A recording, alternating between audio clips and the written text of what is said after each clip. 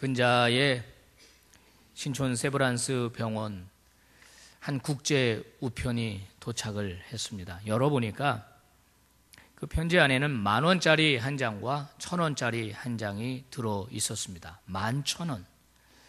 누가 보낸 것이냐면 2년 전에 세브란스 병원의 도움으로 심장병을 수술받은 케냐의 아이 12살짜리 페이스라고 하는 여자아이의 아버지가 보낸 것입니다.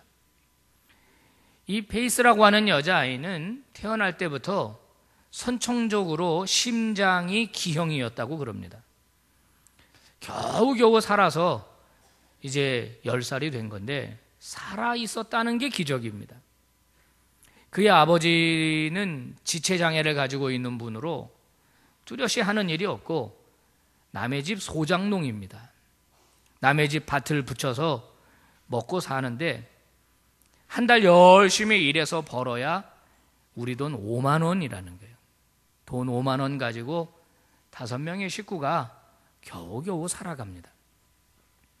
딸아이를 고칠 수 있는 병원도 없고 또 있다고 한들 돈도 없습니다. 이럴 운명에 처해 있는데 케냐 기독의사회가 이 아이를 세브란스 병원에 추천을 한 것입니다.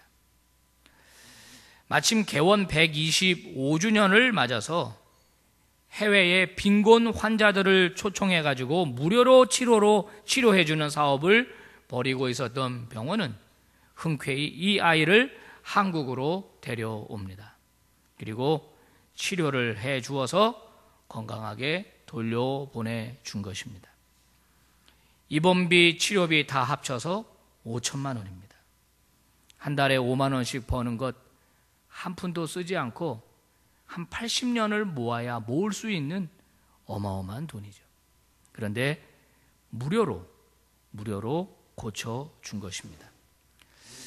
아이가 건강하게 케냐로 돌아가고 난 다음에도 이 가족은 그 고마운 마음을 잊을 수가 없었습니다. 그의 아버지는 5만 원 벌어 겨우 사는데 그 중에 얼마씩을 저축을 하기 시작합니다. 1년 반을 모았습니다. 그래서 모은 돈이 10달러입니다. 11,000원. 1년 반 동안 열심히 모은 돈 10불을 선교사회교로 가져온 겁니다. 이걸 좀 보내주십시오. 그러면서 글을 모르니까 대신 편지를 좀 써주십시오 하고서 이렇게 썼다고 그럽니다. 받을 자격이 없는 자에게 값없이 주는 것이 은혜라면 저는 은혜를 많이 받은 사람입니다. 갚을 수 없는 은혜지만 제가 할 수 있는 최선의 성의를 표시하고 싶습니다. 11,000원의 기부금, 케냐에서 온 기부금. 저는 이 기사를 신문에서 읽으면서 큰 감동을 받았습니다. 여러분, 요즘 은혜 받은 사람, 도움 받은 사람들 많은데 그거 잊으며 살아가는 사람들이 얼마나 많습니까? 은혜 받았는데도 갚을 줄 모르고 표현할 줄 모르는 그런 사람들이 얼마나 많이 있느냐 하는 말입니다. 여러분, 갚을 수 없지만, 도저히 갚을 수 없지만은 그래도 내가 성의를 표시하고 싶습니다. 여러분, 이 작은 정성이 우리의 마음을 따뜻하게 하지 않습니까?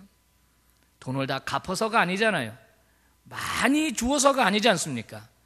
그 마음, 그 중심, 그 정성, 우리의 삶을 아름답게 만듭니다. 오늘 우리가 펼친 성경 말씀에도 갚을 수 없는 사랑, 갚을 수 없는 은혜, 최선 다하여 주님의 마음을 기쁘게 한 여인의 사건이 나오고 있습니다. 오늘 성경은 6월절 엿새 전에 일어난 사건이고 베단이라고 하는 곳에서 일어난 사건이다라고 우리에게 소개를 해주고 있습니다. 여기서 6월절이란 예수님이 십자가에 달려 돌아가신 바로 그 6월절입니다. 그 6월절 엿새 전에 일어난 일이다. 베단이라고 하는 곳은 예루살렘하고 한 3km 정도밖에 떨어져 있지 않은 작은 마을입니다. 이곳에서 전에 나사로가 죽음에서 살아난 적이 있습니다. 그리고 이 마을에는 예수님과 아주 가깝게 지냈던 나사로와 그의 여동생 마르다와 마리아가 살고 있는 동네이기도 합니다. 예수님께서 얼마 만에 여기를 방문하셨는지는 모르지만은 예수님이 이 마을에 오시자 마을 사람들은 예수님을 기쁘게 맞이했습니다. 서둘러 음식을 장만합니다. 지글지글 전 부치는 냄새도 나고 음식 만드는 소리도 들리고 마을 사람들이 모여서 예수님 환영한다고 어서 오시라고. 나사로도 그 자리에 있었습니다. 같이 식사를 이제 하려고 준비를 하며 담소를 나누고 있을 그때에 황당한 사건 하나가 벌어졌습니다. 남자들만 모여서 이야기를 하고 있는 그 방 안에 마리아가 슬며시 들어온 겁니다. 왜 들어왔나 하고 봤더니 손에 뭐를 들고 있어요. 옥합입니다. 그걸 가지고 오더니 예수님 발에다가 콸콸콸콸 다 쏟아버리는 거예요. 그러더니 무릎을 꿇고 앉아서 자기의 머리칼을 풀어제쳐서 예수님의 발을 닦아주는 것입니다. 여러분, 옛날이나 지금이나 남의 발을 닦는다는 것은 유쾌한 일이 아닙니다. 기분 좋은 일이 아니에요. 당시 문화권에서 종들이 발을 씻어주도록 되어 있었는데 종들도 불쾌하면 거부할 수 있었다 그럽니다. 다른 사람 대신시킬 수 있었다고 그래요. 그리고 여러분, 우리의 머리는 얼마나 소중합니까? 다른 데는 몇 대 때려도 기분 안 나쁘지만은 머리를 때리면 기분 나쁘잖아요. 또 여성에게 있어서 머리칼은 얼마나 아름다움의 상징이고 순결의 상징입니까? 그런데 그 여인이 바닥에 납작 엎드려서 향유를 주님의 발에다가 다 부어버리고 자기의 머리칼을 제쳐서 그 머리칼을 수건 삼아서 주님의 발을 닦아주고 있는 겁니다. 성경에 보니까 방 안에 향유 냄새가 가득 넘쳤다 기록하고 있습니다. 여러분, 그런데 지금 동시에 예루살렘에는 종교 지도자들이 모여서 예수님을 죽일 작당을 하고 있습니다. 오늘 12장 바로 전 11장 57절에 보면은 예수를 발견하면 신고해라, 이렇게 공개 수배를 내려놓은 상태입니다. 예루살렘의 분위기는 이렇게 험악하게 흘러가고 있습니다.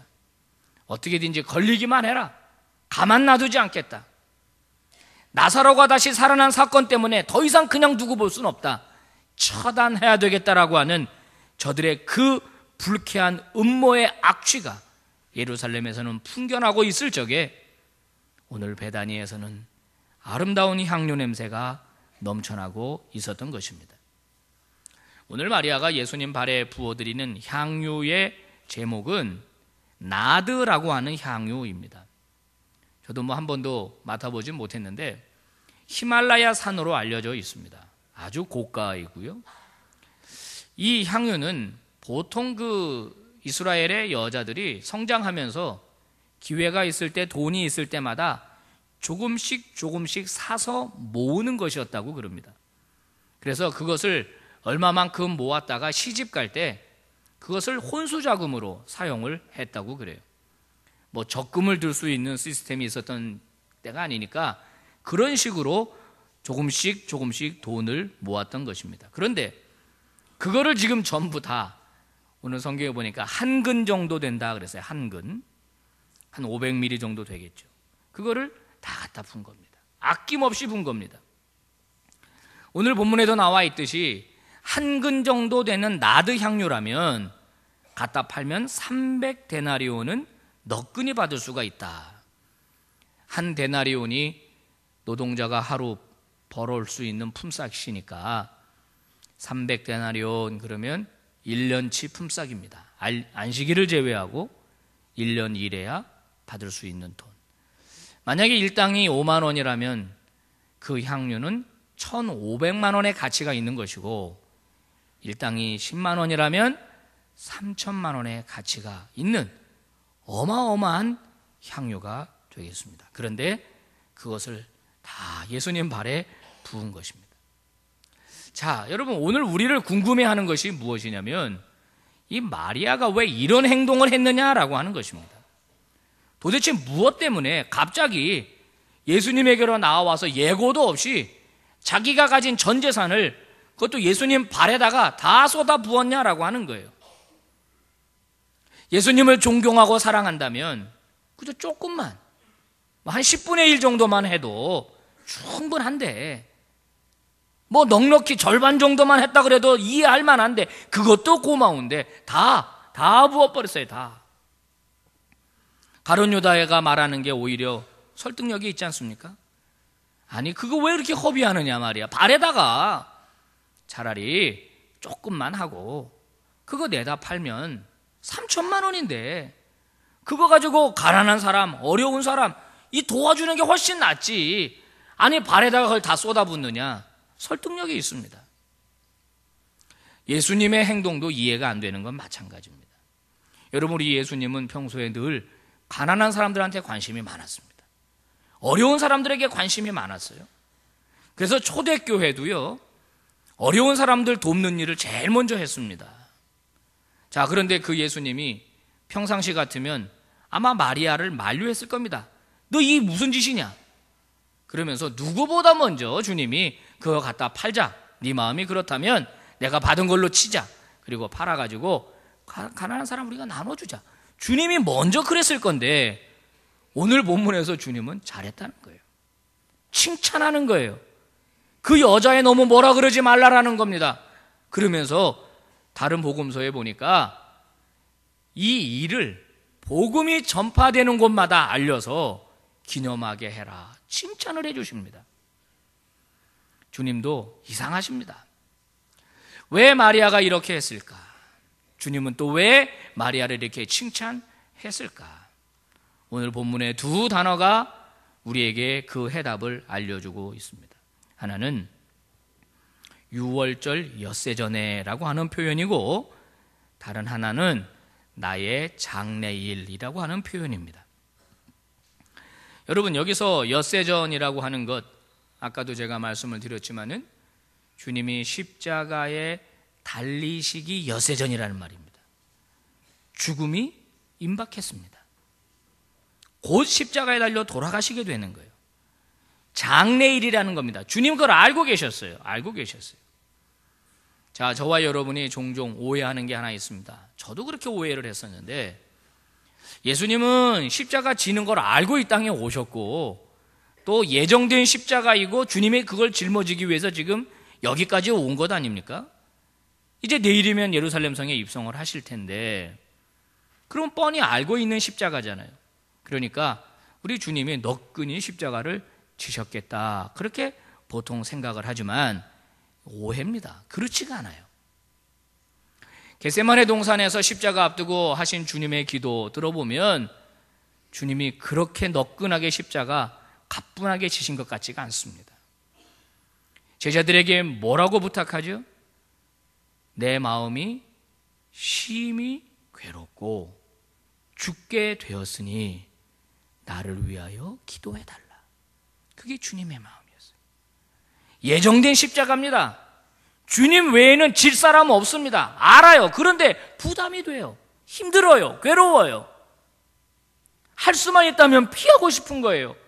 그래서 하나님, 이거 피할 수 있으면 피하게 해주세요. 땀방울이 핏방울처럼 바위에 뚝뚝뚝뚝 떨어질 정도로 간절하게 기도하셨던 주님이에요. 기도가 다 끝나고 난 다음에서야 주님의 마음에 평강이 찾아옵니다. 하나님, 내 뜻대로 마옵시고 아버지 뜻대로 하겠습니다. 기도가 끝난 다음에도 주님의 마음속에 평화가 찾아왔습니다. 교우들 수술을 앞두고 신방을 해보면 제가 보기에는 그저 간단한 수술 같은데, 모르겠어요. 간단하다는 표현이 조금 이상합니다만은, 뭐 예를 들어서 디스크 수술, 여러분 이거 뭐 어려운 수술 아니지 않습니까? 무슨 난치병도 아니고 처음 수술하는 것도 아니고, 뭐 인공관절 케이스가 많잖아요, 그죠? 혹은 뭐 콩팥 하나를 떼어낸다, 힘든 수술이지만은 그것 때문에 죽지는 않잖아요. 이 수술을 앞둔 분들 중에 보면 불안해하는 분들이 있어요. 목사님 너무 불안해요. 너무 불안해요. 여러분 다 아는 병 아닙니까? 의료시설이 잘 발달되어 있잖아요. 마취하면 탁 그냥 정신 잃고 수술 착 하는 거 아닙니까? 수술 끝나면 더 좋아지잖아요. 그런데 부담되잖아요. 수술을 앞두고 부담되잖아요. 걱정되잖아요. 예수님은 마음이 괴로우셨어요. 이제 엿새 후면 그 착잡한 심정 아무도 모릅니다. 제자들도 몰라요.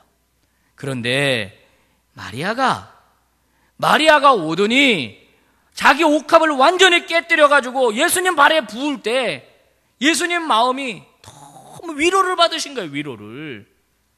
보통 이스라엘에서 사람이 죽고 나면 시체에다가 향유를 바르는 그런 풍습이 있었어요. 미리 네가 어떻게 알고 내 장례를 준비하느냐. 주님이 큰 위로를 받으신 거예요. 그래서 마리아 한 일 잘했다 그런 거예요. 네가 내 마음을 이렇게 위로해 줬다라는 거죠. 여러분 사실 마리아가 예수님의 이런 심정을 알았다라고 하는 표현은 성경에 나오지를 않습니다. 하지만 마리아는 영성이 아주 예민한 여자가 틀림없습니다. 평상시에 예수님과 아주 가깝게 지냈던 이 가정이죠. 이 남매들 오라비 나사로 그리고 그의 언니 마르다 그리고 마리아 아주 주님의 평소에 가깝게 지냈어요. 나사로가 죽었을 때 주님 막 눈물을 흘리셨어요. 그 정도로 사랑했던 가정입니다. 주님이 한번 방문했을 적에 그때도 식사 준비를 마르다가 열심히 언니는 하고 있었을 때 주님이 이렇게 집에서 말씀을 가르치고 있었던 것 같아요. 여러분 아시잖아요. 마리아 꼼짝도 안 하고 그 발람밭에 앉아가지고 주님의 음성에 귀를 기울였어요. 주신 말씀 하나씩 가슴에 새기면서 그 진리의 말씀 가운데 깊이 빠져들어갔던 여자가 마리아입니다. 언니가 일하는 거 신경 안 쓰면 누가 뭐래도 신경 안 쓰고 주님 말씀에 귀를 쫑긋 기울였던 여성입니다. 마리아는 그 예수님이 너무 존경스럽고 너무 좋고 너무 감사한 거예요. 그리고 전에 마리아는 큰 고통을 한번 경험한 적이 있었습니다. 여러분 아시는 대로 그의 오라비가 갑자기 병에 걸려서 세상을 떠난 겁니다. 성경에 이 가정에 어머니 아버지가 나오지 않는 걸로 봐서 일찍 돌아가신 것 같고 이 두 자매는 오빠 하나 믿고 지금 살아가고 있는 것 같습니다. 근데 오빠가 갑자기 세상을 떠났어요. 고대 시대에 남자가 하나도 없이 여자 둘이 세상을 살아간다는 건 상상할 수도 없는 어려움입니다. 하늘이 무너진 것 같고 자기의 삶이 송두리째 흔들려버리는 그런 위기를 경험한 적이 있었습니다. 눈물이 터져 나오죠. 그런데 예수님이 오셔서 죽은 오빠를 다시 살려준 겁니다. 여러분, 보통 우리가 암이라든지 이런 무서운 병을 앓게 돼서 시한부 선고를 받으면 어떻습니까? 예? 돈이 얼마가 들든지 간에 살려만 주십시오 아닙니까? 살려만. 고쳐만 주십시오. 고쳐만 주십시오. 수술 잘 끝내주고 살려준 의사한테 고맙다고 감사하다고. 예수님이 오셔서 오빠를 살려줬어요. 너무 감사한 거예요. 너무 좋은 거예요. 내 생애에 있어서 이보다 더 좋은 일을 바라는 건 사치다. 생명의 은인과도 다름없는 이 예수님. 마리아는 늘 고마워하고 있었던 거예요. 마침 예수님이 자기 마을에 오셨을 적에 마리아는 어떻게 하면 내가 그 고마움을 표시할 수 있을까? 자기가 가지고 있는 것 중에 제일 좋은 것, 자기 인생의 가장 중요한 순간에 사용하려고 모아두었던 그 향유 옥합을 깨뜨리기로 결심합니다. 가지고 옵니다. 주저함이 없습니다. 망설임이 없습니다.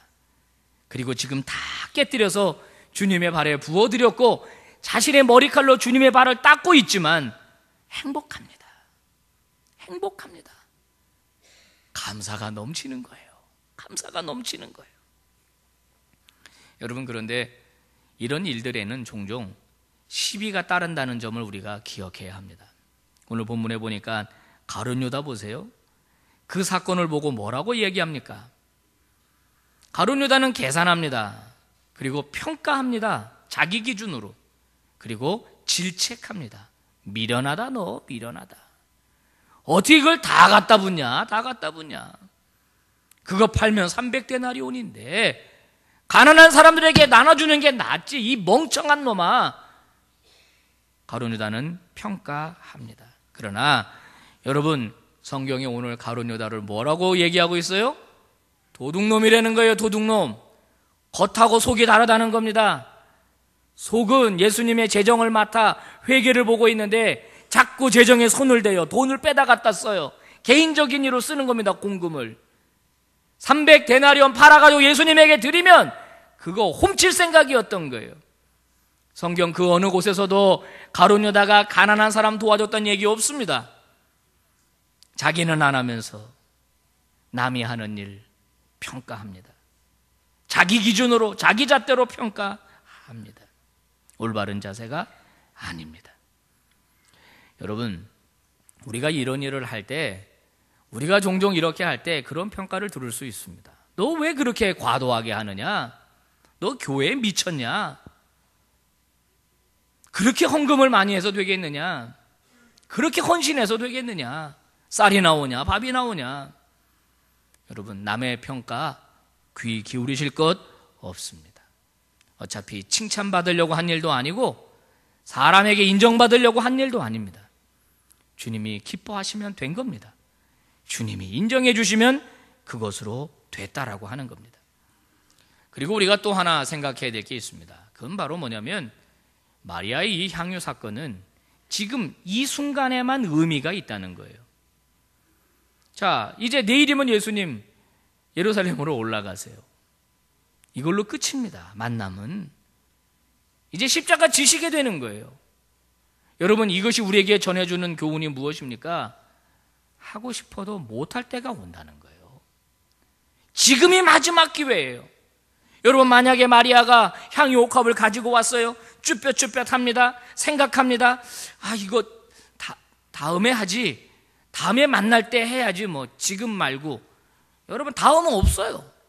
지금 안 하면 없어요. 지금이에요. 지금. 바로 지금이에요. 기회가 날아간다라는 거예요. 여러분, 그런 분이 있습니까 혹시? 옛날에 그저 내가 재산 많았을 때 좀 헌금 좀 하고 그랬어야 되는데 다 날리고서는 옛날 좀 건강할 때 내가 봉사 좀 했었어야 되는데 지금은 몸이 아파서 기회 다 날려버리고 찬스 다 놓쳐버리고 생애 마지막 순간에 하나님 1년만 더 살려주십시오. 3년만 더 살려주십시오. 여러분, 그러지 말고 여러분, 하나님이 우리를 부르실 때 내가 최선 다해 달려갔습니다. 내가 최선 다해 주를 섬겼습니다. 그렇게 고백할 수 있는 저와 여러분이 되시기를 주의 이름으로 축복합니다. 해야 할 때 하지 못하고 기회 있을 때 하지 못하고 할 걸 그때 할 걸. 여러분, 사실 향유 옥합을 깨트린 것은 마리아가 아니라 주님이셨습니다. 여러분, 주님은 하늘 보좌를 버리시고 이 땅에 내려오시지 않았습니까? 영광의 본체를 버리시고 인간의 몸을 입으시지 않았습니까? 이것은 상상할 수 없는 자기 비하입니다. 생명을 내어주셨습니다. 물과 피를 다 쏟으셨습니다. 자신의 몸을 깨뜨려서 우리를 위하여 아낌없이 내어주셨습니다. 이거보다 더 비경제적인 사건이 어디 있습니까? 이거보다 더 거룩한 낭비가 어디 있습니까? 왜 하늘 보좌를 버리셔야 합니까? 왜 주님이 자기 생명을 버리셔야 합니까? 왜 주님이 십자가에서 돌아가셔야 합니까? 이거보다 더 낭비가 어디 있어요? 이거보다 더 바보 같은 짓이 어디 있습니까? 교회가 얼마나 영광스러운 교회가 될 수 있는가? 우리의 가정이, 우리의 가문이 얼마나 영광스러운 가문이 될 수 있는가는 그 구성원들 중에 자신의 옥합을 하나님께 깨뜨린 사람이 얼마나 많았느냐로 결정됩니다. 은혜를 경험한 만큼, 사랑을 경험한 만큼 옥합은 내어드리게 되어 있습니다. 사랑하는 성도 여러분, 계산하는 것은 사랑이 아닙니다. 계산하는 것은 헌신이 아닙니다. 사랑하면 낭비하게 되어 있습니다. 사랑하면 손해보게 되어 있습니다. 여러분 자식에게 무엇을 해줄 때 계산합니까? 내가 이번에 너를 위해서 100만 원 쓴다. 내가 적어놓는다. 나중에 120으로 갚아라. 여러분 그것은 사랑이 아닙니다. 우리 교인들 중엔 그런 분 없겠지만은 어느 목사님 하는 얘기 들었어요. 바쁘게 교회에 와가지고 헌금하려고 지갑을 여니까 1,000원짜리가 한 장도 없다는 거예요. 아이고 이거 10,000원짜리밖에 없네. 쭈뼛쭈뼛 계산하게 되더라는 거예요.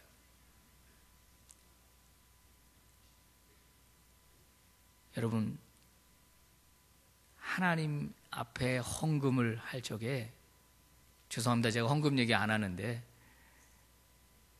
하나님이 거지는 아니지 않습니까? 지갑에 1,000원짜리가 없으니까 헌금을 못 하겠더라는 거예요. 여러분 우리가 주님에게 받은 은혜가 무엇입니까? 우리가 누리고 있는 사랑이 무엇입니까? 하나님에게 건강의 복을 받으셨습니까? 하나님에게 물질 축복을 받으셨습니까? 하나님에게 은사 받으셨습니까? 달란트 받으셨습니까? 귀한 직분 받으셨습니까? 그렇다면 내가 주님에게 내어드려야 할 옥합은 무엇입니까? 내가 깨뜨려야 할 옥합은 무엇입니까? 우리는 언제나 우리의 내면에 주님을 향한 불꽃이 타오르게 해야 합니다. 그 불꽃은 사랑입니다. 존경입니다. 감사입니다. 그리고 헌신입니다. 이 불꽃이 항상 하나님 앞에 타오를 수 있게 해야 합니다. 만약에 이 불꽃이 사그라들면 우리도 모르는 사이에 얄팍한 휴머니즘을 앞세워서 마리아의 헌신을 매도한 가룟 유다처럼 되어버리고 맙니다. 이성적 사랑, 똑똑한 사랑, 계산하는 성도가 되어버리고 만다는 것입니다. 그러면 여러분 은혜는 사라져 버립니다. 누가 뭐래도 주님만 기쁘시게 할 수 있다면 하나님을 사랑하고 주님 앞에 나아가는 그런 사람들이 오늘도 필요합니다. 주님의 마음을 위로하고 주님을 기쁘시게 할 성도가 오늘도 요청됩니다. 주님의 음성이 들리는 것 같습니다. 그 여자가 하는 대로 내버려둬라. 내 장례를 준비하는 것이다. 기도하겠습니다.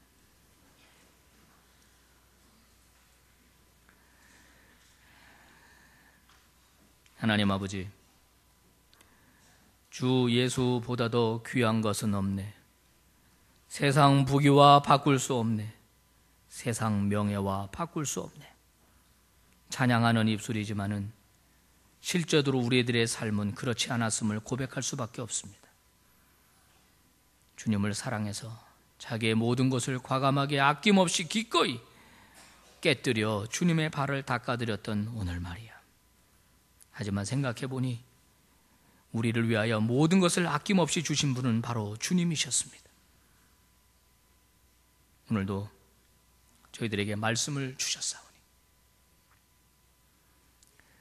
우리의 인생이, 한 번밖에 없는 우리의 인생이 하나님을 기쁘시게 하는 인생이 될 수 있도록 역사해 주시옵소서. 주님을 기쁘시게 할 적에 주님이 더 많은 것으로 갚아주시며 함께 하신다는 영적인 비밀을 깨닫는 우리 모든 교우들이 되게 해 주시옵소서. 존귀하신 예수님 이름으로 기도 올리옵나이다. 아멘.